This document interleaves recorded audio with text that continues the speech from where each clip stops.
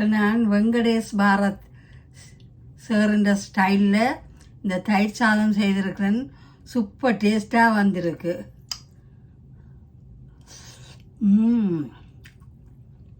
Yummy.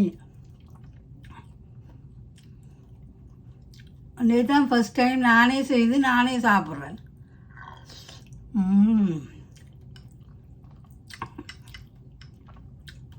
இந்த உளுந்து கடுகு வாசம் அந்த மாதிரி மணக்குது.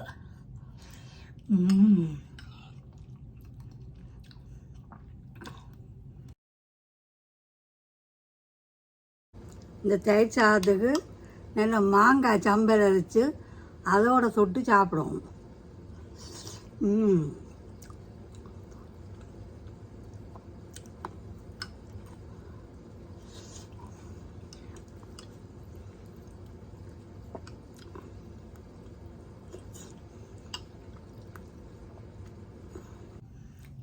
இந்த தயிர் சாதம் கொண்டறிவினம் தையல் வைக்க போகிற பிள்ளைகள் கொண்டுட்டு என்னட்ட வந்து உப்பு கத்திரிக்காய் பிரட்டல் கேட்பினோம். நான் யாழ்ப்பாணத்து கத்திரிக்காய் பிரட்டல் செய்தால் அவைக்கு நல்ல கொள்ள பிரியம் வந்து வாங்கி சாப்பிடுவினோம். இதுக்கு தொட்டுக்க ஊறுகாயும் டேஸ்ட்டாக இருக்கும்.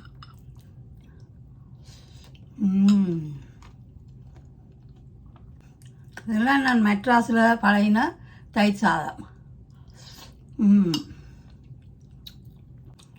இப்படி நீங்களும் செய்து சாப்பிட்டுட்டு சப்ஸ்கிரைப் பண்ணி லைக் பண்ணி கமெண்ட் பண்ணுங்க. இப்படி ஒரு முறை செய்து பாருங்க, இன்னும் டேஸ்ட்டாக இருக்குது. இதெல்லாம் நான் மெட்ராஸில் தான் பார்த்து பழகினான்.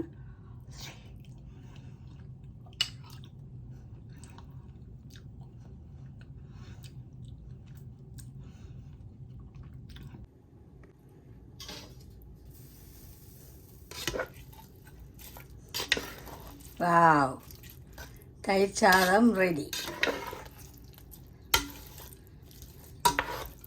இந்த மல்லியில வாசம், இந்த தாளியில வாசம் சூப்பராக வந்திருக்கு.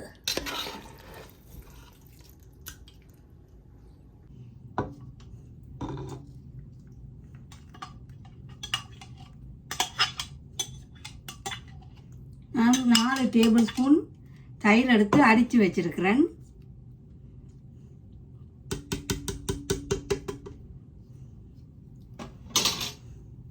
இப்போ நான் கன நாள் ஆசை தயிர் சாதம் செய்து சாப்பிடுவோம்ண்டு இப்போ 1 கப் ரைஸ் எடுத்துருக்கிறேன்.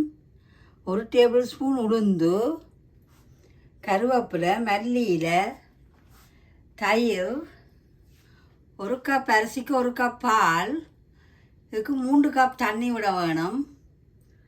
இதில் கடுகு, செத்தல் மிளகாய், இதில் உளுந்து, ஜிஞ்சர் துருவி வச்சுருக்கிறேன், பச்சை மிளகாய் வெட்டி வச்சுருக்கிறேன்.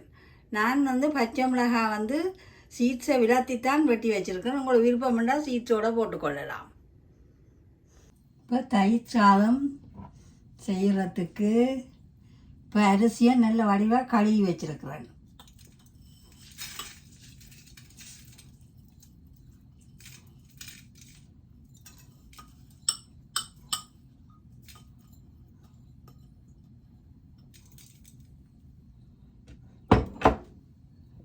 இப்போ 1 கப் பால் விட்டுக்கொள்வேன். 1 கப் அரிசிக்கு 1 கப் பால்.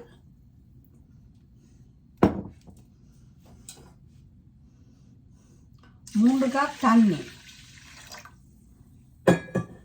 இப்படியே விட்டு ஒரு 5 விசில் விட்டுக்கொள்ளுவோம்.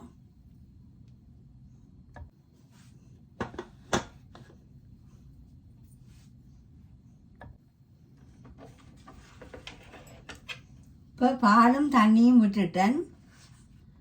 1 டேபிள் ஸ்பூன் பட்டர் போட்டுக்கொள்ளுவோம் அடி பிடிக்காமல் இருக்கிறதுக்கு.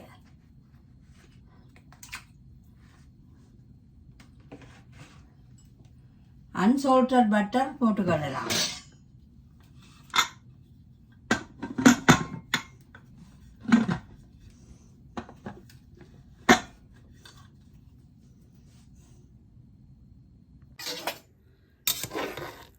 இந்த சோறு வந்து நல்லா அவிஞ்சிட்டுது. இந்த ஸ்டேஜில் பச்சை மிளகாயும் இஞ்சியும் போட்டுக்கொள்கிறேன்.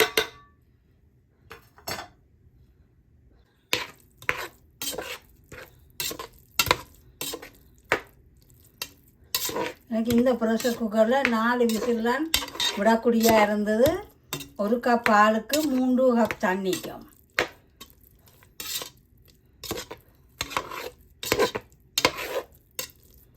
அடிப்பிடிக்காமல் வந்திருக்கு.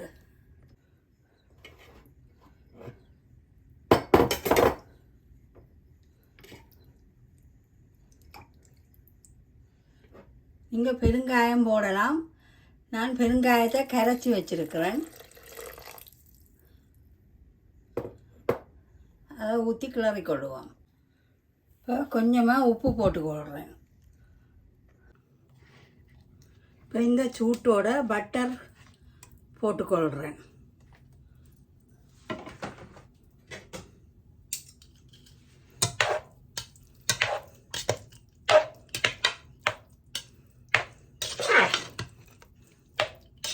பட்டர் போட்டால் நல்ல ஒரு ஃப்ளேவர் கிடைக்கும்.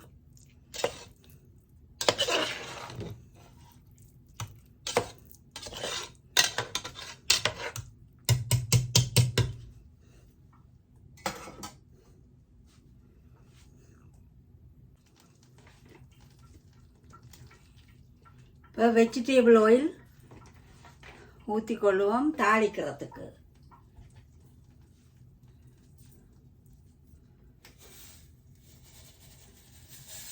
இப்போ கடுகு செத்த மிளகாய் போட்டுக்கொள்கிறேன்.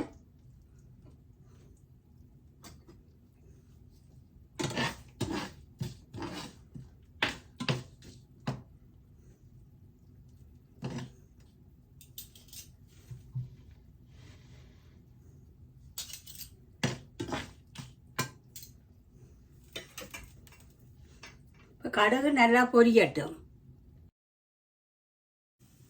இப்போ உளுந்து பொரிஞ்சிட்டுது. கருவேப்பிலை போட்டுக்கொள்கிறேன்.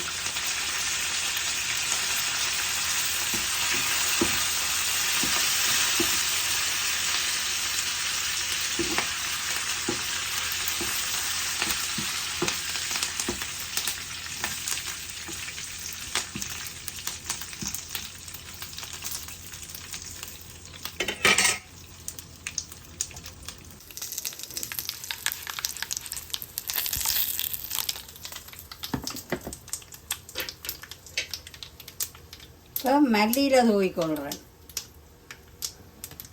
இந்த மல்லியிலைக்கு மேலே இந்த தாளிவத்தை கொட்டிக்கொள்ளுவோம்.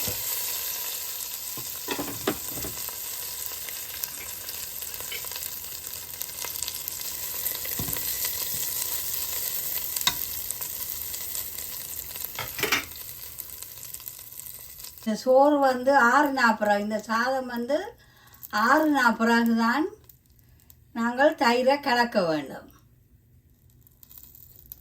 பாருங்க மக்களே, தயிர் சாதம் செய்கிறதுக்கு எல்லாம் செய்துட்டேன். பாருங்க மக்களே, தாளித்து கொட்டியாச்சு. இப்போ இந்த ஸ்டேஜில் எடுத்து வச்சிருக்கிற தயிர் 6:40 தான் போட வேண்டும்.